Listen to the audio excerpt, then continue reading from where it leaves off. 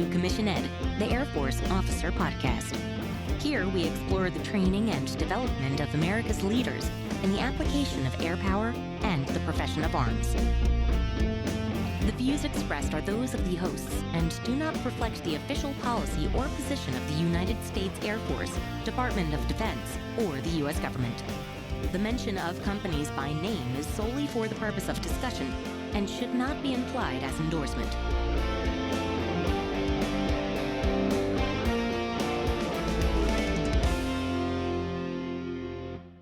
Welcome back to another episode of Commission Ed, the Air Force Officer Podcast. I'm Colin Slade. And I'm Reed Gann, and we're your hosts for Commission Ed. In today's episode, and also next week, Reed, we're going to have two episodes with these two gentlemen, Major Jim Nardelli and Lieutenant Colonel Josh Hawkins, both from the Talent Management Cell at Headquarters Air Force A1H. Actually, Jim just moved on from that, but we started having the conversation about doing these two episodes. One that you're listening to today about the 38 Foxtrot Force Support Career Field, and then next week will be on the Airmen leadership qualities.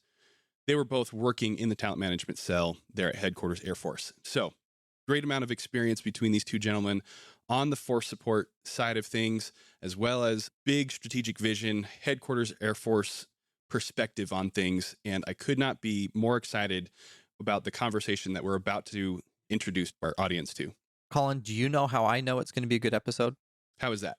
When I'm doing my prep and I forgot to write any notes down because I was too busy listening. That doesn't happen too often. Most often, I'm paying enough attention to get the subject matter, to start thinking of ideas, but this time I was just listening. I had to go back and do it again. So that's how I knew it was going to be a good episode. Major Nardelli, Lieutenant Colonel Hawkins, great information. And I think we're going to really open some eyes here. Yeah. The 38 Foxtrot Force Support Career Field is one of those that is kind of undersung, doesn't get a lot of the accolades and the excitement that so many of, especially the operational career fields do. But I think as we go through this interview and our commentary in the end, the audience will hopefully start to appreciate how crucial this specific skill set is to the Air Force in general, but also the military as a whole.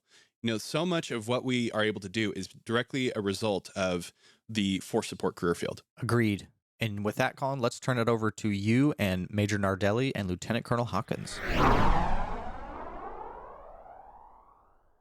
Jim, Josh, welcome to the Commission Ed podcast. Super excited to have you both here today, obviously to discuss, first off, the 38 Foxtrot Force Support Officer Career Field, but also signaling to the audience to stick around for the next episode coming up next week, where we will also discuss the Airmen leadership qualities, which comes from your office there at Headquarters Air Force. But before we get into any of that, let's give you both the opportunity to introduce yourselves a little bit. Jim, we're going to start with you and then go to Josh, give you both the chance to give your background. Where'd you come from? How did you get into the Air Force? Some of the highlights, things that you've been able to do over the course of your career. And then we'll start digging a little bit more into the force support career field. All right. Awesome. Thanks, Colin. I'm Jim Nardelli. I'm a major in the 38F career field, born and raised in North Jersey. And then I went to college in Ohio at Miami University, did the ROTC program there, studied diplomacy and foreign affairs, and at the time kind of aspired to be an intel officer. But as things will work their way out, right, became a force support officer. I think I likened it to the Air Force knew what I needed to be doing better than I did. Okay. So I then commissioned into our force support career field, like I said. And I see what you're doing there. You're saying, hey, these force support guys, these personnelists, they know better than the rest of us. And you're laying the groundwork real early here for the conversation we're having here in a little bit. Right.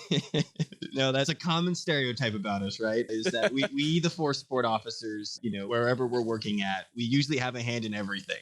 You do. Yes. That's why I think Colonel Hawkins and I were really excited to be talking about the career field with you guys today. And just a quick rundown of where I've been.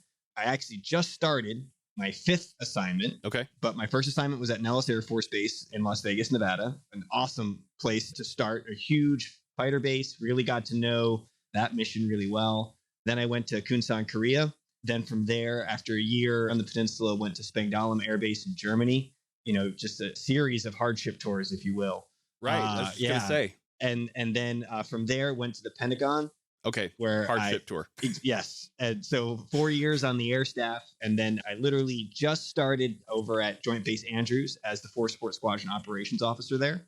And so kind of excited. With the 316th, right? Yeah, with the 316th. Okay. And so that's my 10-year career in probably 45 seconds. No, that's excellent.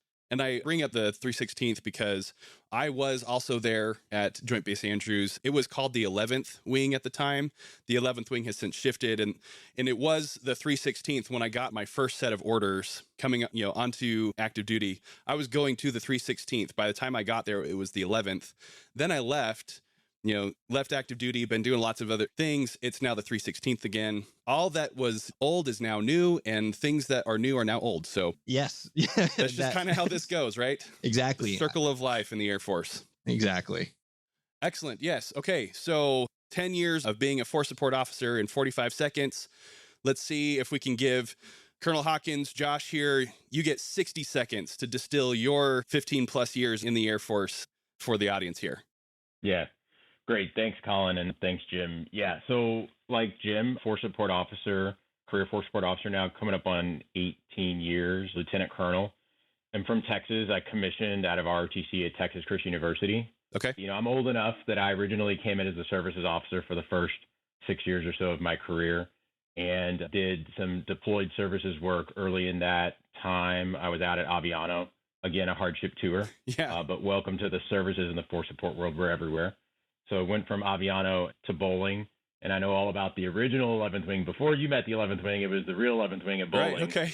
Yeah, and got some time there at the Air Force Honor Guard, went to the Air Force Colonels Group shortly after the A1 transformation that brought together manpower, personnel, and services. Okay. And worked at the Air Force Colonels Group, bounced over to be an aide in Ramstein, followed that out at the Thunderbirds as the executive officer out at Nellis. So got to see Jim a little bit at the same installation, as it were, and then went to go to be an OPSO.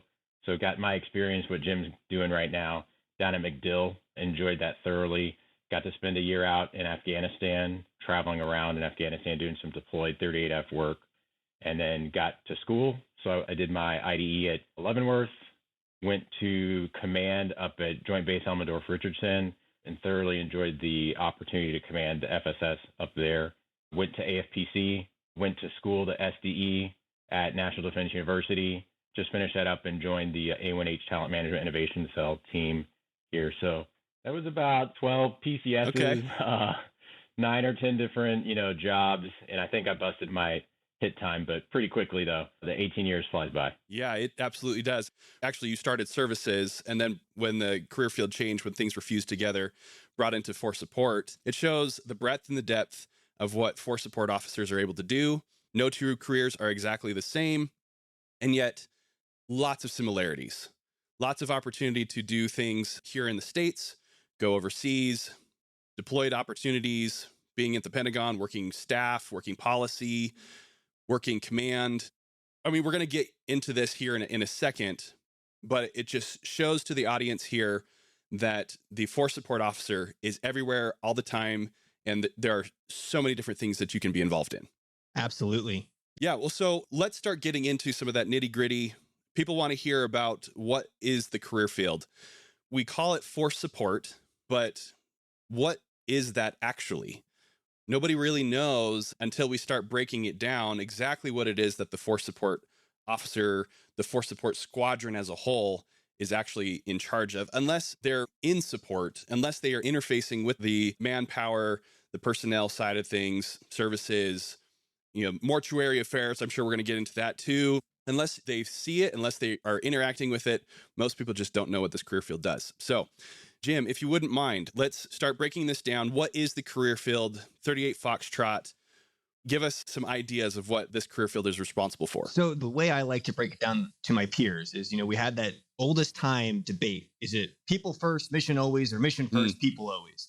For a force support officer, it's both, because our mission is people, right? We take care of airmen and guardians and their families, our retirees and our civilian partners as well. If anybody's on an installation, odds are we're supporting them in one way or another, or just interacting with them and impacting them. And so that really is, and oftentimes with each passing year, I discover something else that is done in my career field, right? And one of those unique opportunities of where we impact it. But I think the easiest way to capture probably about 90% of what we do, you kind of already outlined it, is manpower, personnel, and services. And manpower is a lot of making sure that we're adequately resourced and that we're utilizing the manning that's authorized to us, right? That as we look at this big bucket of manning that the Air Force has, breaking that down and making sure that we're properly allocating those manning resources to each of the units at every echelon. And that's a pretty complex thing when you think about how big the Air Force is and how we have to centrally manage it, but decentrally execute it. Yeah. And I will say manpower is an area that I don't have as much experience in. And people probably much smarter than me are doing great work over in those areas. And it's definitely something that if you get it wrong can have impact years down the road if you get those manning allocations off.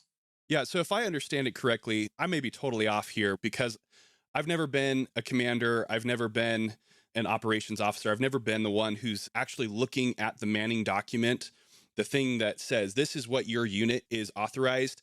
I know what it is, but I've never really used it. But when you talk manpower, that's what we're discussing here is the authorizations from Congress through HAF all the way down into your unit, that these are the number of people in this particular grade, also to include civilians and contractors, right? These are the people that you are allowed to use, that you are authorized to use for the accomplishment of the mission. Is that correct? Yes, though I would make one mild modification, which is these are the spaces that you are authorized. We use spaces and faces as the way to keep them separate. Manpower, if you have a vacant billet, the manpower office is not going to help you. If you feel that you are undermanned in the sense of that when you look at your manning document and you're going, it says I'm allowed 2 38 Foxtrots and 10 3 Foxtrot zeros for a personnel flight or section. And you feel that your mission drives that you should have 5 more manning authorizations, 5 more funded billets on your manning document. The manpower office can look at the standard and apply those and work it at the base level to see if you earn additional funded billets. And then it flows into the personnel side of things, which one of the sub functions of personnel is making sure that we're putting the right faces in those spaces. It's a little cheesy, but that's honestly been the easiest way for me to keep them straight is just manpower is all about spaces. And it's one of those things like, hey, we've got you more manning and, awesome. When is it going to be here? Well, it's going to get loaded in a year. And then it'll take us a little bit, right? Sometimes there is that lag time there because you have to project these things out. So that's a really helpful way to think about it. I'd never heard it that way, spaces versus faces, that these are the number of spots or seats on the bus that you have authorized. And then the faces, the personnel side of things, are actually putting butts in those seats. Maybe I shouldn't have said it that way, butts and faces, putting people on the bus for you. Yeah, I don't think we'll be using that in our talking points. Okay. We're training the next generation. Okay, so this is why I'm not a personnel or force support officer. But the bus metaphor is a good one in that, hey, I have this many seats, but I'm short on people. That's where, again, the force support community will help you solve that issue. Okay. But before we go over to personnel, Colonel Hawkins, did I miss anything on manpower?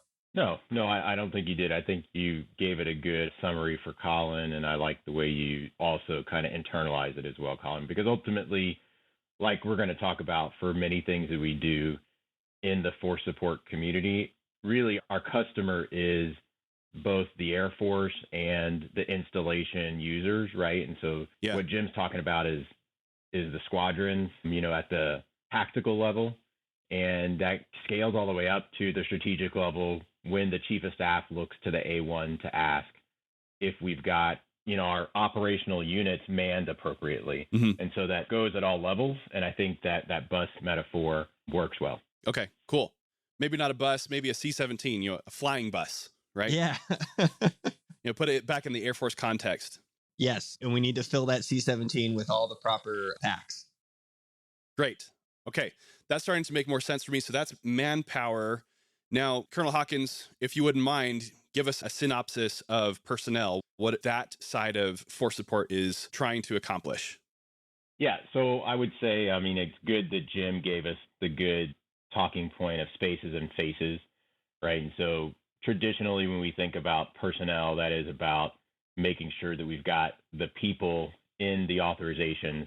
I think that's the easy thing that most of us, if we're uniformed service members or used to be a uniformed service member, you're familiar with an assignment at some point in your life. You've had one of those. Yep. And you've gone through that process. And that's probably your first contact point with the personnel community. But the personnel community is more than that. It's both military and civilian. So all of our Air Force civilians, for sure, for which we cannot do our mission. It really doesn't matter what your function is in the Air Force. Our civilian partners are critical. And that civilian personnel function is one that falls underneath the A1 community, the force support community. But beyond just assignments, we're talking about career management and what we would call, as A1 professionals, we would call workforce management. Yeah. So both your military workforce management and your civilian workforce management, which really has to get to the sustainment of the mission at whatever, operational level that's happening, tactical, operational, strategic, making sure that we've got the right people with the right skills, that we're retaining them, that we're developing them. And I should actually we start at the acquisition, that we're recruiting and acquiring the right people with the right skills, that we're going to develop the right skills, that we're going to utilize those skills correctly, and that we can eventually transition them, whether that's through separation or retirement. Those are really the way we look at the life cycle of bringing an airman in, capital A, total force inclusive. And so that's really kind of how the personnel function looks at it. And I think some easy programs that most of us are familiar with are assignments, promotions, reenlistments, for our enlisted airmen, that kind of maybe four-letter word onboarding for our civilian, those of us who have worked with civilian, bringing a civilian member on, because certainly our civilians are great, but the process to bring them on has been maturing, and improving for sure. But those are all the things I think a lot of us think about. And like you said, Colin, you want to kind of pull the curtain back a little bit so that your listeners can understand more about personnel. And the one I would really talk to that kind of bringing it full circle is really about workforce and talent management. How do we make sure we've got the right people with the right skills, we develop those skills, and that we utilize them appropriately? Because that's kind of one of the basic keys to retention. And I said it earlier, Jim and I both being HR professionals, if you extracted us out of the Air Force and put us in a private firm, we're going to be working in that HR department. Right. And these are the same things that industry is grappling with right now. How do they compete for those high school graduates, for those college graduates that are propensed to serve? Are the same things we confront, just for military service and for civilian service. Yeah, absolutely. So obviously we're going to get into the conversation, especially in next week's episode, about that talent management, the recruiting, the retention, the proper utilization of that talent throughout the Air Force. So to the audience, stick around. We're going to get into all of that. But the bottom line is here that whole function is housed under personnel, both at the base level, all the way up through the MAGCOMs, up to half A1, which is where both of you are working now. Yeah, you nailed it. And, big family, we talk about it as an A1 enterprise, where we're talking constantly to make sure that, as Jim marches out to work in the FSS, that he's got the right resources and policies to support him at the installation level. And that what makes sense, he's going over to Andrews. What makes sense at Andrews also makes sense for our airmen out at Peterson, or, you pick a base. Yeah, I'm just going to say this, though, that nothing makes sense at Andrews. I'm just, love Joint Base Andrews, but it's very special. The NCR is a special location. So, yeah. Bless you, Jim. Bless you. Thank you. Okay, so we've got one more section of the Force Support Squadron, the Force Support Officer, that we haven't really yet touched on, and that's the services, right? Jim, give us another broad overview of what the services portion of the career field does. All right, I'll start us off. Very rare that you get a core services officer in the room with you. So I will quickly hand things over to Colonel Hawkins. But services, this is where I think we oftentimes can have an outsized influence on a base through services. We're talking about feeding operations, lodging operations, fitness operations. I remember one time on one of my deployments, my services airmen were really getting we were getting a lot of complaints, right? Yeah. And my airmen, it was hard for them to take it personally. And I was talking with them, and then I remember our chaplain piped in. He was like, they complain because what you do is something that they care about. And that really stuck with me, Yep. is that odds are the services airmen provide something that's very important to you, right? Sometimes it's something as basic as food. Yeah. Other times it's ensuring that you have an adequate workout facility. We were in a bear base, our fitness center was a tent, and we were finding ways to make things work. And it's really, especially in that installation level, you're providing Maslow's hierarchy of most basic needs. I like that. Right? Shelter for them via the building and lodging, the food that they need, and then that fitness to help get them, to keep their strength up, as well as a couple other functions that kind of fall under MWR, morale, wellness, and recreation. So it's a lot of the fun stuff, but it's also a lot of those most basic needs that airmen need, and especially in the deployed environment. But with that, I'm definitely going to turn over to Colonel Hawkins, because he has a lot more. His 6 years of services experience, I think, outweighs my personnel experience in the Air Force. Yeah. No, I think Jim did a great overview. A lot of times I talk about services, especially in my more recent years in my career, when I talk to friends in the sister service, that we are the only service that continues to have blue suiters who provide a core function of sustainment. And so we talked to you already about what force support officer is, what the force support community is. It really is about sustainment, and the services component does the people sustainment. And that's a real thing. I think COVID has highlighted that for many people who may not have realized it or appreciated it. And frankly, I don't have a lot of fault in that, because a lot of things of what we do in the services mission set of the force support community are things that make our lives normal. Yeah. That's one of the things that Jim kind of teed up for me, that he didn't hit on, that's close to home for me, is taking care of family members. That runs the gamut from kids, that runs all the way to teens. We do in-home care for families that have got particular hour requirements or developmental requirements for their kids. We've got, like I mentioned, the teen centers. We'll scale that all the way up to camps that we're running across the Air Force. Overseas, where it's difficult to get that camp experience when you're overseas. Yeah. He talked about downrange. I don't want to talk about the kids downrange. That's not where I was going, but he talked about the services that we're offering downrange. And then we take that another step further, which is, our library, which gets back to the people development, our library and resource centers, and our training programs that we're offering. And then continuing on to our mortuary care that we provide for everybody that's an authorized mortuary recipient in the Air Force. So both our active duty members, which is a very solemn duty that I know all of our force support counterparts, take very seriously, down to our family members. When we're deployed, where we're overseas, we're providing mortuary support from the U.S. that isn't maybe necessarily available from the local government or the local economy. So those are, I get back to, I said sustainment and people sustainment. To me, those are really the core things that make the service's mission set particularly unique. And I said earlier when I talked to my joint counterparts, we're the only service that's still got blue suiters that are trained and performing that. And I know that we're really focusing on the force support officer, but I do want to definitely give a huge nod to our services enlisted airmen, who really are, frankly, the backbone of delivering that program well, as well as our services civilian. So especially in the child and family programs mission set, those are civilians who they are dedicated to child development. Most of them have got master's degrees and above in that, and they love that mission, and they love doing it even more for military members. So really great opportunity that our Air Force and our Guardians have got to take advantage of the services mission set and force support. Yeah, I love how you both explained it, especially that use of Laszlo's hierarchy. That just makes so much sense to me now. Like, I knew what services was. I go to the gym, I go work out. So I'm interacting with services there. When I stay on base, when I go TDY, I want to have a nice place to sleep. I want to have a nice place to eat, right? These things that I do care about, just like what you were saying, Jim, these are things that I care deeply about, but putting it in the context of Laszlo's hierarchy, that you have to have these things in place before you're ever going to be able to fully carry out the mission on behalf of the Air Force. I mean, if I haven't eaten, it's going to be really hard for me to focus on the things that I need to do. If I haven't slept well, that's just asking for trouble, right?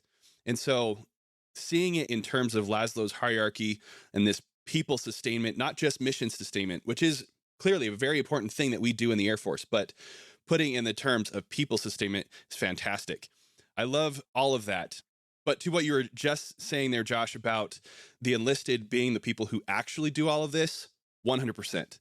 yes, we, the officers, are ultimately responsible for the execution of each of these different things, but you're not there doing all of the manpower authorizations. You're not, doing all of the paperwork required to cut orders and get people their assignments. You're not running the gym and the lodging facility and the dining facility and right. You're not doing all of these things. We rely entirely on our enlisted and our civilian workforce to make those things possible. Yeah. Yeah. And I think rely is, even for our conversation, a little bit of an understatement for sure. Yeah. There are FSS organizations and then Air Force installations that are majority civilian, majority enlisted for sure.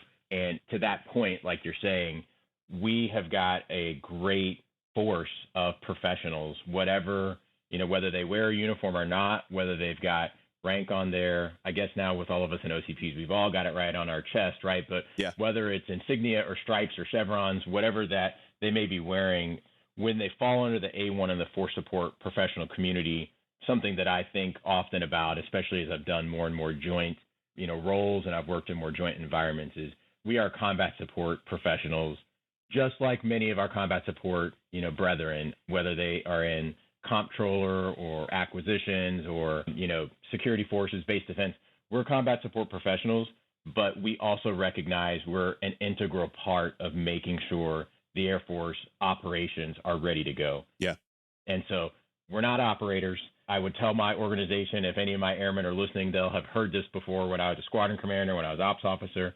Our reason for existing is to ensure the mission is supported.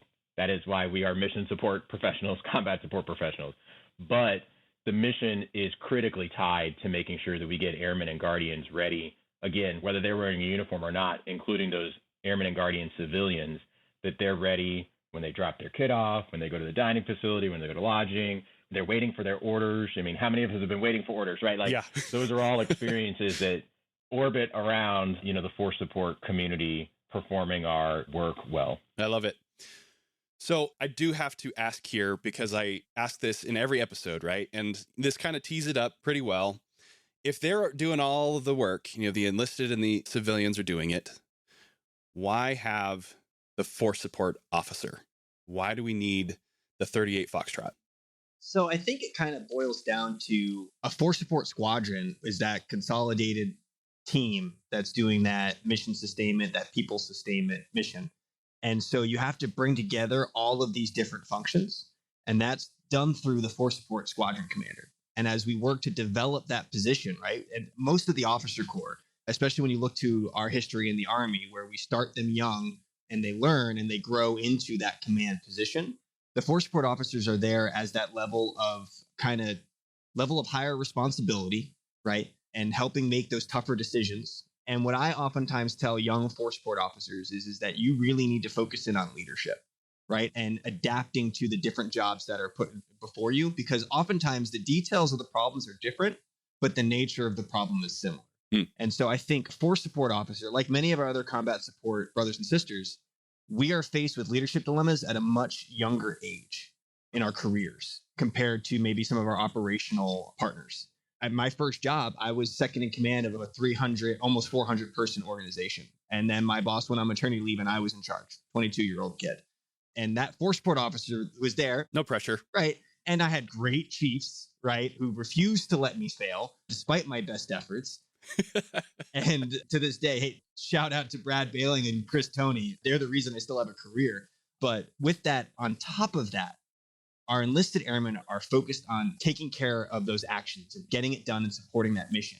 And the force support officer is also looking up and outwards, right? Setting that vision for the organization, looking out and looking to reach out to the other organizations and say, hey, we need your help, right? We're doing a bed down plan and I need support. My squadron needs support from CE, because while we can provide space for people to sleep, we can't provide latrines. We can't provide the other things that our engineers provide to make sure that that's actually a sustainable bed down plan. And that's also where those officers at a very young age can reach out to their peers and start building up those relationships so that by the time they're a commander, it's second nature. I will stop there because I will also say I have not reached that point of command, and I'd be very interested to hear Colonel Hawkins' thoughts on this. Yeah, I mean, I think Jim nailed a lot of the same things that I would offer. And I'd certainly caveat both of our answers with we've got a community of leaders that may certainly have some different perspectives on it within the force support community. And I hope and know, I would even say, they'd add some additional perspectives to giving you an answer on this. But the things that I would hit on is, why we have a force support officer is first and foremost that the Air Force has identified that people and quality of life are important to our operation. And so I should say the Department of the Air Force has, because our force support officers provide the same, support to our guardians that we're doing to our airmen. And the Department of the Air Force has said, this is a function that we value intensely because of what it does to support our people and the mission. It's a force multiplier for both the people and the mission for reasons that you already outlined, right? Like you talked about your experiences in gym and being able to focus on the mission. I think the other area that you'd look at is like all AFSCs, like whether it's enlisted or officer and frankly civilian career series, what you do as a second lieutenant is different than what you're tending to be responsible for and focusing on as a field grade officer like Jim is, and then maybe even a field grade officer like some recent experiences I've had or even the ones I've got right now. And so for sure, those second lieutenants, when I was a second lieutenant, I was side by side with my airmen in the dining facility as a young food service officer. And truth be told, I did that more than a handful of times as a squadron commander too. Yeah. Just working in the dining facility to make sure I still knew what was up. And they're telling me like, hey, you're not cutting correctly. You're not using the right cutting technique in the back. But the point is that, I think all of us as officers have got a wide berth of tactical to operational and strategical scope that we have to maintain. So even that second lieutenant, we charge that level of officer, that level of development to be understanding the strategic impacts of that group of, 200 plus that they're walking out there to lead. And so I bring that up because I think in the Air Force, we've continued to realize credibility matters in the development. Remember, I talked about the development and utilization of our people. That includes our own community, that credibility matters in how we develop our leaders.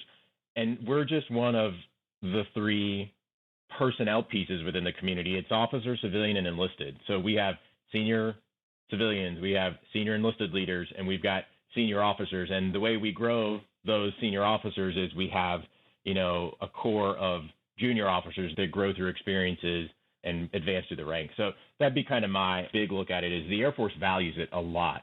That's why we've continued to resource the officer community. And I would offer, too, that more than once I've had sister service senior officers, some in the GO level, ask, hey, how come the Air Force does something that way? And a lot of times after we sit down and have a, cold beverage and I'm getting mentoring and I'm sharing perspectives, the reason is because the Air Force has got a lot of knowledge built up in our A1 community through the civilian officer and enlisted corps because of how we develop them. Yeah. If I'm going to distill down what I've heard from both of you in the justification for the force support officer, it comes down to the connections between people, relationships, and those relationships and those people matter deeply to the Air Force. That's the ultimate responsibility then of the force support officer, is to foster, grow, develop, and ensure the success of people and relationships. Yeah, I love it. I think we've all heard the relationships matter. And, you just did the ring on that bell right there for that Yeah, one. I agree. All right. I will also just say we had a missed opportunity here for sometimes, it's like what would you say you do here? Like they're in the office space. I'm a people person. Yeah. I help people is also probably, while that's a comedic scene, that is generally the point of a force support officer is you have officers in the United States Air Force. And, the 38Fs are only in the Air Force, but we support Space Force and we are all about people. Yeah. And you have a section of your officer corps that is dedicated towards that. Here's the really interesting thing about it is when people like outside of the military think about the Air Force, what do they think of? They think of jets. They think of, supersonic, hypersonic technology, missiles flying around, nuclear weapons. They don't think about people. Like if you ask them to think about the Army, what do they think of? They think of the soldier. They think of people. Yeah. Right? The soldier. Yeah. And yet, if I'm understanding you correctly, Josh, that the other services don't manage people, don't sustain people quite to the same level as we do in the Air Force. So not only are we about the technology, but we're also about the people that use the technology. Yeah. And I think I've got, sister service peers who are going to take umbrage to me saying it that way, right? They don't listen to this podcast anyway. Yeah. No, but I think that the truth is exactly what you said, really, that our sister services, they certainly do take care of their people. There's no question about that. But the Air Force really, really values our organization taking care of people and our family members. And because of the mission, and I love the way you linked people and technology because of exactly what you said. I think the Air Force is, known everywhere as like jet, space, missiles, and that's that tech. But the thing that I know we're talking about, some things we'll talk to in a future episode, but what keeps people in organizations is their relationships with people. We can develop the best and train the best, and you've done a lot in your own career training airmen, right? And we can spend tons and tons of money training them, but what makes people stay is when you really think about how you're taken care of, how your peers and your friends are taken care of, how your family's taken care of in that organization. Yeah, you hear it all the time that people join for the mission because they think jets are cool. They want to fly around with their hair on fire. Great. That's why they come into the Air Force, and we'll keep them. We'll take them for that reason. But why do they stay? Just as you said, it's very rare that somebody stays because, man, they love getting up at 2 a.m., going and sitting in the briefing room, being there for, 3 hours prior to being stuck in a cockpit for another 8 hours, just to come back and be in another briefing room for another 3 hours. That's not the thing that keeps them in the Air Force. It is the relationships with the people who are also getting up at 3 a.m., going to the debriefing room, stuck in a cockpit with them. People keep people in the Air Force. All right. So that is a great place to kind of leave that discussion, signal to the conversation that we're going to be having next week about the airman leadership qualities, recruiting, retention, development of the airmen. But let's shift there back to a little bit more of the career field. Jim, if you wouldn't mind, run us kind of through the developmental process of the officer career in the 38 Foxtrot career field. Like, how do you get in? Like, what sort of degree do you have to have? What is your ability? What are your assignments like? What is your potential for promotion? Give us an idea of what people can expect. Absolutely. So when we look at how do we create a 38 Foxtrot, I will first and foremost say there is not a specific degree that will guarantee you, a slot in our career field. Like I said, my degree was in diplomacy and foreign affairs. Okay. And I met officers with pretty much every single degree that you can think of inside our community. And so it's more of just, I would say that for those cadets and those young folks who are thinking of, and I can't believe I'm at that point in my life where I'm saying those young folks. Those young people. Right. Those young whippersnappers. Yeah. Those kids these days. Get off my lawn. But if you're thinking of joining and you have a passion for supporting the mission and a passion for taking care of people, I would say with whatever source you're coming through, indicate that this is a career field that you're interested in. And so what'll happen is you'll find out, I remember as a cadet, found out at the end of my junior year, hey, you're going to be a 38 Foxtrot and, you're going to report to your base and on this date. And so reported in, started to work, hadn't been to tech school and was like, all right, you're a deputy flight commander now, go. Yeah. And honestly, some people would say like, what? But honestly, the best way to learn what we do is by doing it. And so our tech school does a really good job of covering the basics of all the different aspects that are in our career field. But you need to immerse yourself in what it means to be a 38 Foxtrot, 38F, and force support officer. So I think I went to tech school actually about a year into my time. But that was because due to mission needs and manning issues, my commander actually delayed my going because he was like, hey, I just spent 6 months teaching this kid this job. I'm going to wait until he's 1 year into that job. You can teach him the rest. So, but some officers will go right away after arriving to their new duty station. Other officers will actually go to tech school before arriving to their new duty station. Okay. And then at my tech school, I also had some guardsmen and reservists who, they were like, this is my fourth career field, right? I'm now going to go take over the force support squadron in my home state. for our wing. So it was really the gamut of officers. I remember I graduated with 3 lieutenant colonels from tech school. Okay, wow. Which was interesting, right? I will say tech school has changed since I went through it. And I was one of the first ones to kind of go through the first iteration of the consolidated training plan, which is that we used to be 3 separate career fields: manpower, personnel, and services, like we talked earlier. And then they slowly got merged into 2 career fields and then 1 career field. And so I went through that and I learned all the various functions across a squadron, because as a second lieutenant, that's what the vast majority of our second lieutenants are going to be doing, is they're going to be in a squadron, either a force support squadron or also potentially as a section commander, which we'll cover what they do a little bit later, I think. But they're focused on that. And then they're like, hey, this is kind of what AFPC does, the Air Force Personnel Center. And this is what Air Force A1 does, right? But wave tops so that you can have an understanding of this big, huge family that you've joined. And then we send you back to your squadron. And then at your squadron, you actually have further training that you have to do. You go through and you demonstrate certain skills, and you go work with certain sections of your squadron to say, yes, now I understand this. And an expert in your squadron validates, yes, this young officer has proven that they are proficient in it.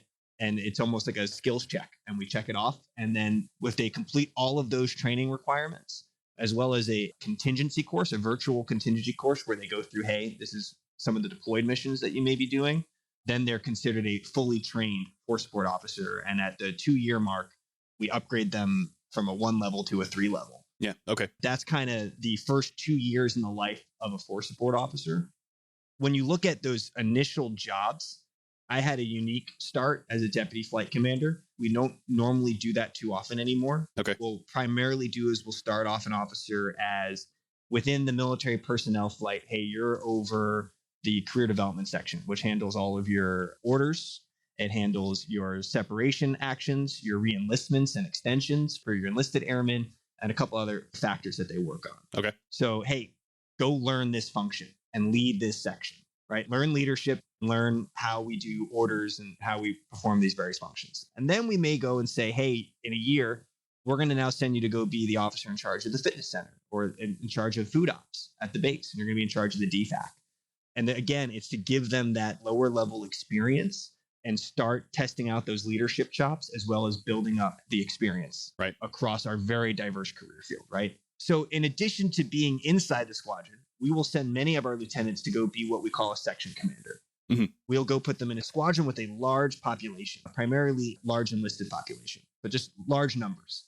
And this may be a security forces squadron, a maintenance squadron, a CE squadron, a lot of those ones that are just those big organizations, because they've just got to constantly job in it and they've got a huge workforce. Yeah. And they're there to help not only run the front office for a commander, the orderly room, if you will, for those older officers on the line. And they're working with the CSS, the commander support staff, to kind of be that administrative leader and make sure that things are flowing. In addition, they may actually be put on G-series orders for certain actions that they can take on behalf of a commander. And it's actually an opportunity I never had, that when I look back, I'm most jealous of the younger officers and the older officers, because I was in like this 5-year window where we weren't doing it because we just didn't have the manning. Yeah. And then the Air Force realized, hey, going back to those manpowers, they went, this is really important. We need to bring these back. And so I was in that window, and I missed that opportunity. Yeah. And in that 5-year window, I was a section commander and helped the Air Force to realize that it's much better to have force support officers be section commanders. So you're welcome. Now you have it back. Thank you for your service, Colin. So yes. But it's one of those really cool opportunities, because you're learning from a commander, and you're learning from a commander who's outside of your community. Yeah. Right. And so that's always something that's very important for force support officers, is we have to remember and always be focused on what's impacting our mission partners, what's impacting our customers, and to have their mindset as well. Try to get into their shoes, use emotional intelligence, if you will, to understand where they're coming from. And sometimes that's best learned from a commander of a very large organization. And you're going to see a lot of things that you wouldn't normally see as the OIC of force management inside the MPF. So that's one of the really cool opportunities available to our young officers. Yeah, that was actually a really fantastic opportunity for me to be a section commander and get that kind of personnel manpower view of things. And as a very young lieutenant, have the, I guess, the ear of the commander, to be there at his right hand for so many things. And you mentioned G series orders. That was not something that I was expecting, to be placed on G series orders, especially in times of absence of the commander. Obviously, all of the NJP, non-judicial punishment kind of stuff, the UCMJ actions, that still belong to someone of higher rank. The operations officer will usually be the kind of person to take that on. But still, there was authority delegated from the squadron commander to me as a young lieutenant. And that was very formative, very informative for me in my growth and development, helping me to become the person that I am now. Oh, absolutely. I would agree. And similarly, sometimes our young officers and our more senior officers as well, senior CGOs, if you will, aka captains, that will also fill the role of executive officer at the group level or higher. Right. And it's a similar role. You shouldn't be on G series orders at those levels. That's a section commander responsibility. And some large organizations at staff levels do have section commanders as well. Yeah. But as the executive officer, you are really focused on being that administrative lead for that front office, that right or left hand for the senior leader. And again, that was an opportunity I had. And to your point, it was incredibly informative to me, eye-opening to me, but also incredibly formative just by watching and observing. That was the conversation I was having with a mentor earlier of, sometimes you want to let the young officer just learn by doing, and you could do it faster, but you let them kind of do it at their pace so they can develop it. Yeah. As an executive officer, that's not an option afforded to you, right? You're doing it very quickly, and you're also just watching this leader do. And you do learn through observation. Absolutely. And oftentimes, especially if you're lucky, they'll pull you in, they'll talk you through why they thought they acted the way they did. And it's just an amazing opportunity to learn from some of our more senior leaders. Yeah. So just to summarize some of these, the force support officer will come in, bounce around various areas within the force support squadron. They may be farmed out to another squadron to be a section commander or an executive officer. You mentioned a couple of times they can be an operations officer within the force support, kind of a director of operations, right? Beyond the force support squadron, obviously squadron command, and then there's opportunity for group, wing, higher level command. Colonel Hawkins, maybe you want to speak to some of that career development, those different positions that force support officers may fill beyond the squadron. Yeah, sure. I think the thing I would add, and maybe dovetails over to the question you just asked there, Colin, is as we talked about in the force support career field, in the force support community, we are really all things people.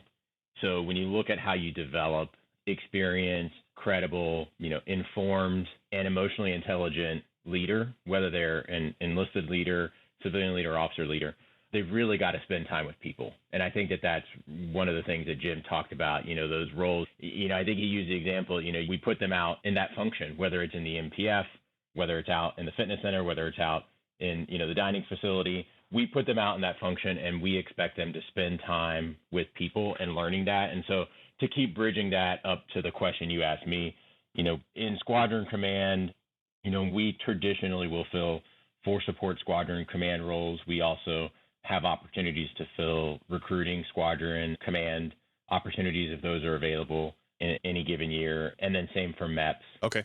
So the MEP squadron command.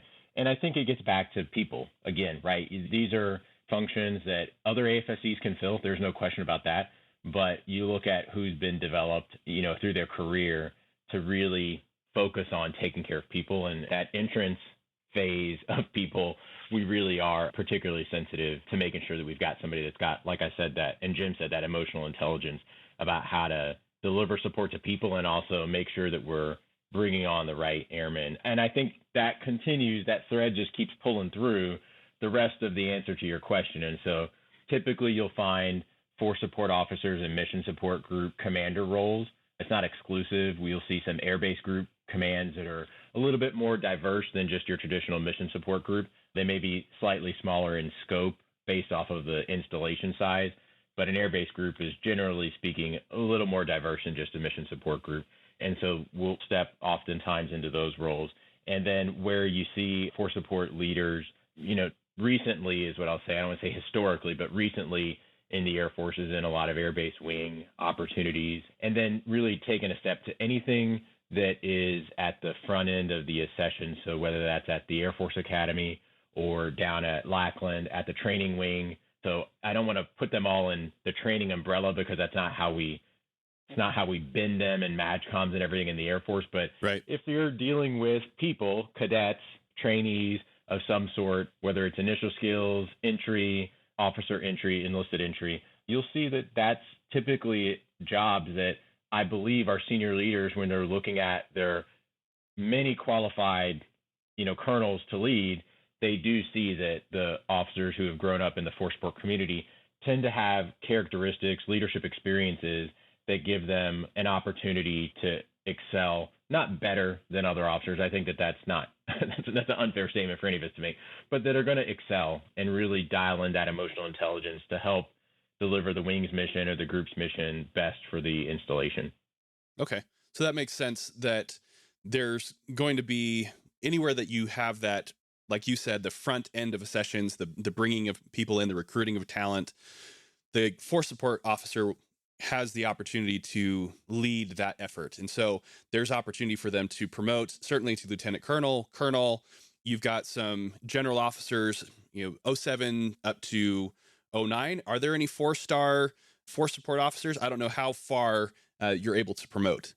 Yeah, I mean, ultimately, Colin, I think your question's great, especially the focus and the flavor of your podcast and your audience, right? So like 3 and 4-star mission sets and general officers, and I always, because I've spent a little bit of time in senior leader career management in my career, I always kind of remind people it's like _ general officer. That's why that term exists there. They are general officers. The skills and experiences that our senior leaders are looking for when they're selecting 3 and 4 stars and nominating those leaders to the president for consideration are really broad. They're really, what does the service need? And I will say too, that's similarly true for our senior SESs and our most senior enlisted leaders. So think like SIMSAF level, right? Yeah. So the career field that person comes from matters a lot less than the experiences that they're bringing and what the Air Force needs at that right time. So to answer your question, we have an Air Force A1 that is a 3-star. That officer does not have to be a 38F. In my career, it's been about half the time, and not like every other year. It's not some magic equation. It just is that, and in my career, it's been about half the time. It's been a person with a personnel background, which was the legacy career field, and now force support background. And we certainly have opportunities for our 3 stars to progress on to other jobs. It really depends on what the Air Force needs. Yeah. And again, thinking about, right, is the force support officer who's got these experiences building programs that take care of people, and then at that GO level, the SES level, the most senior enlisted level, that's that strategic. What are their experiences bringing that strategic perspective to make sure that the Air Force is organized, trained, and equipped, and Department of the Air Force, frankly, is organized, trained, and equipped to deliver the care that it needs for airmen and guardians. Yeah. Well, I love to think that every career field has the potential to achieve those highest levels of leadership for the Air Force, that, that it's possible for a 61 Sierra scientist to become a 4-star general. But the reality is that it's not actually true. But in the case of the 38 Foxtrot, it is true. There is great potential for promotion all the way up to the highest levels of the Air Force where you can achieve that rank. But even just putting the rank aside, because the Air Force cares about people, and because there is this entire directorate of the A1, there's this opportunity for the force support officer to have an impact on the Air Force at the highest level. Greatest strategic impact, widest application. And I think that there should be the greatest draw for anybody that wants to become a force support officer. One, that you get to be directly involved with the people aspect of what we do, and that there is an opportunity for you to be involved in that mission at every level of the Air Force. Every possible location where we operate, the force support officer is going to be there. Yeah, I like the way you characterize that, Colin. Something that I tell friends of mine, if I'm in a mentoring opportunity with junior officers, whether they're, ROTC cadets or junior ROTC cadets, or maybe just in high school, students thinking about a career, is that impact, right? And we work in a career field and in a community and just kind of like an industry, as it were, where we don't really have, and I've spent a lot of time in operational squadrons and supporting operational squadrons, and I love it. And I absolutely respect the work they do. That's not something, my brain's not wired that way. So I'm glad we've got professionals that love aviating and love the operational mission set. We don't work at a mission set where we have a brief, we go, we launch, we come back, we have a debrief, and then we're done, and we can high five. And and I'm making a little tongue-in-cheek comment here. Sure. We are always going. There are very few things we do in the A1 community that have really finite start and finite finishes to them. And again, I recognize tongue-in-cheek, that's a lot of our communities in the Air Force. But what has been a real rewarding experience for me across my career is the impact. There has never been I don't want to go so far off the deep end and say a day. There's never been a career, task that I've had where at the end of it, I didn't really recognize the impact I had. Sometimes the impact is on an airman and their family. And, frankly, I'll be honest with you, with Jim going back to the base level, the installation level, I think that's sometimes the best when you can make a difference for an airman and their family. And I don't care what their rank is. Sometimes I'm making a difference for a chief. Sometimes I'm making a difference for, a civilian who's been in for 25 years. And sometimes I'm making a difference for a young airman and their spouse who just entered the Air Force and they weren't aware of something. And now we've got a problem solved for them. Yeah. And then sometimes, like you've been talking about, the experiences we go through as support officers, just leaving AFPC, I was a part of a team that was making impact for the whole Air Force on how we do our evaluation programs and how we do promotion processes. And that small team there at AFPC making sure that we get this right because it matters to the entire department of the Air Force, Guardians and Airmen, that, we have got confidence in our systems. And behind those systems are people, and there are force support professional people, doing those. And so I think each time, like you said, you can really take a step back and see the impact you have. And that, I will say, isn't always something that's true about some other career fields. You can't always see the impact you have as readily, and that's something that we get to enjoy in our career field. Absolutely. Well, I think we're going to pause there so that we can allow this to sink in as they look ahead to next week's episode, which is going to be all about that type of impact that you're able to have as force support officers at the highest levels of the Department of the Air Force. But before we turn off the mic, we end every episode, these interviews with the question, what does it mean to be an officer? So we're going to do that. But because I get you for another episode next week, we're only going to do it one at a time. So Jim, I'm going to ask you that question, and then the audience can hear, Colonel Hawkins, your answer next week. So over to you, Jim. What does it mean to be an officer? Okay. Well, first, Colin, if I can flip that question onto you and ask you what's your thoughts. What does being an officer mean to you? How dare you? It's your show. You could just say no. I could, but I'm not going to.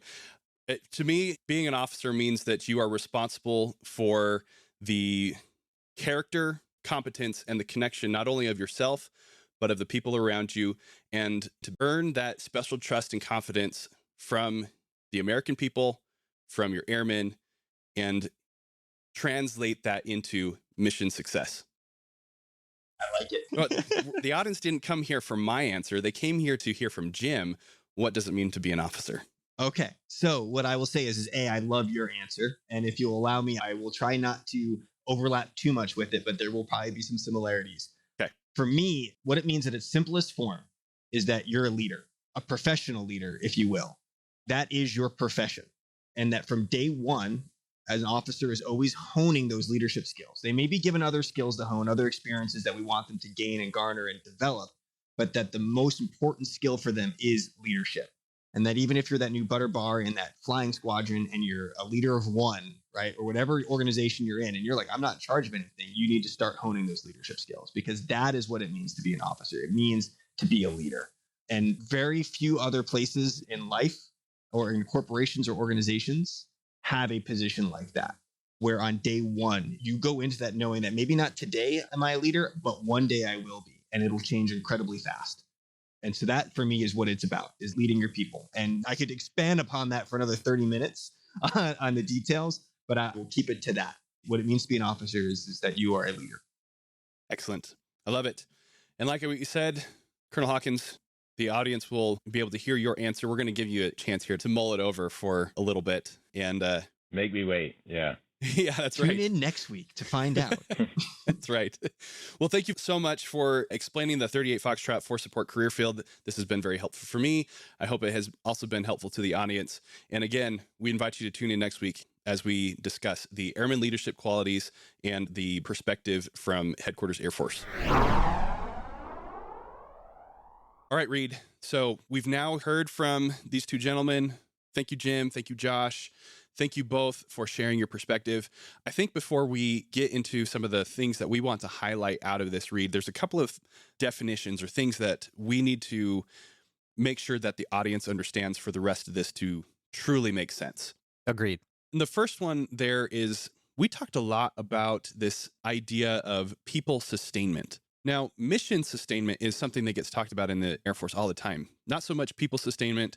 That's kind of an unofficial term that was brought up there.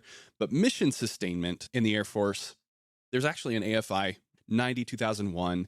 This one talks about mission sustainment, and therein we find a definition, which is that mission sustainment is to preserve, protect military readiness by mitigating and preventing current and potential risks. We want to preserve capability and identify and assess these hazards to mission success through a variety of means. And so we can take that same idea of mission sustainment and then apply it in the people context, that we want to preserve capability of a person just like we want to preserve a capability of an aircraft. And just like an aircraft needs fuel, it needs regular rest cycles where it gets rebuilt and repaired and those kinds of things. People need the same thing, right? And that then leads to the next thing that we need to define, which is Maslow's hierarchy of needs. Yeah, agreed. So it's something you and our two guests talked about, and I'm not certain how many people know about it. If you don't worry. We're a quick primer. If you've gone through an Accessions program, you've heard this. Maslow was an American psychologist who was very interested in what motivates people to do what they do. And he developed this idea of a hierarchy. And the basic premise is that unless the level below where you are is taken care of, you can't progress along this spectrum. And it starts with the things that we all think about: air, water, food, shelter, sleep. Yeah. These are our physiological needs, the things we physically need to be alive. Then it moves up to safety. Do you feel safe? Is your personal physical self safe? Are your resources safe? Not just physical, Reed, mental too. Yeah. Yes, agreed. Yes, absolutely. So that's where I was moving to. Is your property safe? Is your health safe? If those things are always under threat, then you're not going to be able to progress to the next level, which is love and belonging. Do you have friendships? Do you have intimacy? Do you have family, a sense of connection? The next step is esteem. Do you have respect for yourself and respect for others? Are you starting to generate or be influenced by ideas of recognition or independence or freedom? And the last is self-actualization. And this is the idea that the world is your oyster. You can be anything you want and put your mind to accomplish. And this hierarchy is something that we're taught as officers because we have to address. Sometimes we'll see airmen acting in ways that maybe don't make sense logically, but if we can determine that there's something further down that pyramid that isn't being addressed, it's going to prevent them from performing at their highest level. And so you talked about that with our 38 Foxtrot, these force support, because of how critical it was. And I thought that was a really good thing that you described, but I also want to make sure we define that for the audience, just in case they weren't familiar. Yes, exactly right, Reed. The 38 Foxtrot force support career field exists to make sure that these hierarchy of needs are met so that we can sustain the people side of the Air Force. That's how this all relates together and feeds into really the one thing that I want to pull out of this interview that was definitely a new shift in thinking for me.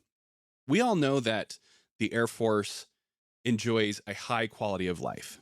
That's one of the primary reasons why people want to join our service, right? Is because they know when they go to an Air Force base, it's going to look nice and be well taken care of. That when they go into a dining facility, there's going to be food to eat and not just MREs, right? And, tongue in cheek, but, our golf courses, the golf courses on the base are a reflection of this higher quality of life that airmen enjoy. And we aren't just saying that as airmen. Right. We get told this all the time by our brothers and sisters in arms from other services all the time. Yeah. And it often comes, as a jab, like, okay, we are going to go sleep in our tent. You enjoy your 5-star hotel kind of thing. But, they're not wrong. Right. And I often thought of this and would explain it to people in terms of this being a result of the way the Air Force does business, the way we project air power. Let's see if I can explain this a little bit. So when the Air Force needs to send an aircraft downrange, it requires a lot of things to make that happen. There has to be a runway, people who do maintenance on it. There has to be the operations side of things that actually flies the aircraft. There have to be hangars. Then there has to be security. There has to be fuel. Well, this grows and grows and grows to the point where in order to just project air power to generate the mission, not even the sustainment piece, but just force generation, you have to have a base. The base is the weapon system for the Air Force, not the aircraft, but the base. And because we care so deeply about the base itself, that is what then drives looking and being nicer, just as a Marine or a soldier is going to take care of their rifle because that is how they project power downrange. That's what the base is for us. Now, the conversation with Jim and Josh, especially when they brought up the amount of investment that the Air Force puts into the people sustainment side of things, the quality of life, and that there aren't military members focused specifically on that aspect of what we do in the other services, something flipped for me. That it's not just the way that we do business, but it's because it's something that we value. Because we care about quality of life for our airmen and their families, and we as an Air Force are willing to invest in that, providing resources and manpower for it, that then allows for the nicer bases and the more effective projection of air power downrange. So that's the thing that flipped there. Reed, I want to get your thoughts on it too, though. I love how you describe that because I, like you, used to think of it as, I always use the Navy analogy. Like, this is my ship. This is my vessel. Mm-hmm. This is how I project power. And so I'm going to take care of it because it's going to take care of me. Yeah. Not too dissimilar from how you described a Marine and their rifle.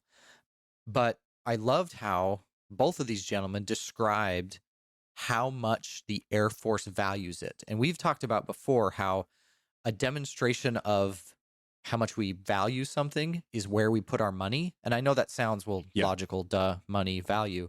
But no, I'm being serious. Like, when we actually put money against something, that is signaling how much we care.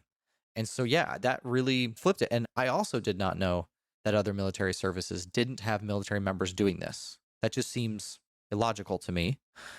But that's why I'm an airman, because life is good here. Two really quick stories. I've known multiple members who have transferred from other services into the Air Force explicitly for quality of life. One was a Army infantry officer, was told to go into their tent while they were on an exercise and count how many functioning plugs, like actual plugins were working. He came back, reported, and then his CO said, I want one functioning plug in there. Go fix it. and he's like, you want me to break things? He's like, if it's too nice in the tent, they won't go out on patrol. And that's when he said, I'm in the wrong service. So that's one example. Second one, Marine infantry grunt, enlisted, was on R&R, was sent to a dining facility of one of our places, an Air Force dining facility downrange, and instantly knew he had chosen poorly and needed to change services. And now he was in 05 in the Air Force Intel doing great things. So, and these are not isolated instances. No, they're not. You'll talk to, a career Army soldier, and their child is looking at joining the Army and like, oh, no. You're going to join the Air Force. Yeah, we've had multiple interviews just on this podcast where that very conversation has come up. Exactly. So this isn't just us, popping the jersey. Like, we've literally seen this. And I am grateful for that. I depend on these services. I use them. I'm grateful for them. They are a significant reason why I love being an airman, and even more appreciative after listening to these two gentlemen. I did want to bring up a couple other things. So I'm an FGO now. I'm in a leadership position, and I understood that spaces and faces were important. Yep. I grossly underestimated how much time I would be spending looking at spaces and faces. So I direct operations. That's my job. Yeah. But who do operations, Colin? Who makes that happen? Other people, not you. Yeah, not me. So without the right people in the right positions at the right time, operations don't go the way they should. And so while it is the commander's responsibility to ensure that his unit has the appropriate manpower, he needs feedback from me on how the mission is going in order to make that happen. Yeah. So the two of us spend an inordinate amount of time worrying about spaces and faces and, talking to the FAMs on base to make sure the right skill sets are in the right place at the right time, not only for the member, but for the unit and for all the other millions of things you have to consider. I do this a lot. Yeah. And so it's super helpful to understand more about the process and more about the people behind it so that hopefully I can not screw it up. That's what I'm going for, Colin. Just don't screw it up. That's what I'm focused on right now for sure. Yeah. And if you think about some of the conversations that we've had previously about the kinds of relationships that are most important for the success of an officer, I've brought up previously that you need to know the finance officer and the contracting officer because they handle all of the money. Well, I'm going to amend that. You need to know the OIC of the manpower and personnel flight. Yep. You need to have that person sitting next to you explain to you how these things work.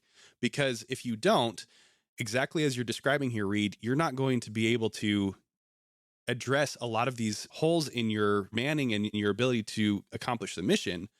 And good luck trying to figure it out on your own, right? Yeah. By the time you do, it'll be too late. Yeah. Money and people. You want to accomplish the mission? Money and people. So listen up, all of you young lieutenants, those that are about to come into the military.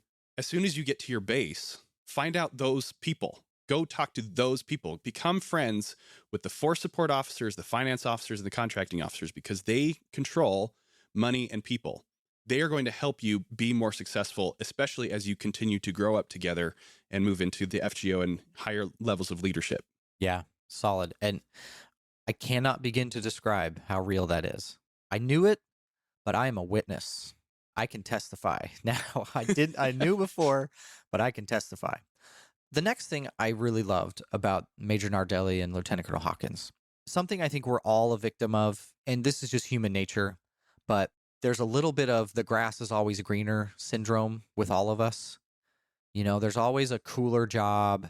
We always want to be more tactical than we are. If all we do is stay in base in our windowless rooms like the rest of Intel does, we want to strap on a rifle and jump out of a helicopter. I think we all have this tendency. I loved how these two gentlemen owned their responsibility. Yeah. And I think that is a great example for all of us. Now, I don't want to say that doesn't mean you shouldn't be aspirational. I don't want to say that you shouldn't stretch yourself or grow or have ideas about how you can improve. That's not what I'm saying. I'm saying own your position and own your role in this big machine that is the United States Air Force. Whatever that is. If you hand out towels at the gym, be the best one ever. If you fly the F-22 Raptor, be the best one ever. Yeah. Whatever your role is, just lean in. And I just loved how they just owned it. And it inspired me, and it's something I'm going to try to own more. Yeah. I'm an Intel guy, and I'm happy about it, and I'm just going to lean in. That's who I am. I'm not wishing I was somebody else. Can I just qualify that a little bit? I don't mean to temper it, but let's just put it into a slightly different perspective, because where you love being an intel officer, I love civil engineering, but I also recognize that I was not a good one. And so taking your advice to heart for someone like me, I need to be the best civil engineering officer that I can be. Yes. Not the best one, the best that I can be. And that there will help you to eventually find the thing that you can be the best at, right? Yeah. I'm not saying that I'm cross-training into space operations and there I'm going to be the best, but I can already tell just in the amount of time that I've been there that I have found something that is much more in line with my desires, my passions, my skill set. And it was the things that I did as a civil engineer that enabled me to make that transition. So whatever you are, if you find yourself in a career field that you don't like, if you find yourself in a position that you don't like, be the best that you can in that thing until the next opportunity comes your way. And you being as good as possible will make that transition far more likely and successful. Yeah, totally fair. I like how you qualified that with be the best version of you in that thing. I like that. Yeah, totally. Yeah. You know, I sometimes hear people kind of wishing that they were doing a cooler job. You know, like I said, that grass is greener thing. And yeah, it really spoke to me. And so I love that about the conversation. The whole thing was great. Like I said, Colin, at the intro, I listened. I didn't take notes. I was too busy learning. So for me, that's a sign that it's going to be a good one. And I've certainly gained an appreciation for what these folks do. Well, Major Nardelli and Lieutenant Colonel Hawkins are going to come right back next week to help you learn even more, Reed, as well as myself and our audience. There is more to come about not just the 38 Foxtrot career field, but what they can do at the highest levels of the Air Force. We're going to have a conversation about these airman leadership qualities that we mentioned back in February, and they're going to teach us, and we're going to listen, and we're going to all be better for it. So huge thanks to Major Nardelli, Lieutenant Colonel Hawkins, Jim and Josh. Thank you both so much, and we're looking forward to hearing from you again next week. Anything else, Reed? Nope, that'll do it. Thanks for listening to this week's episode of Commission Ed.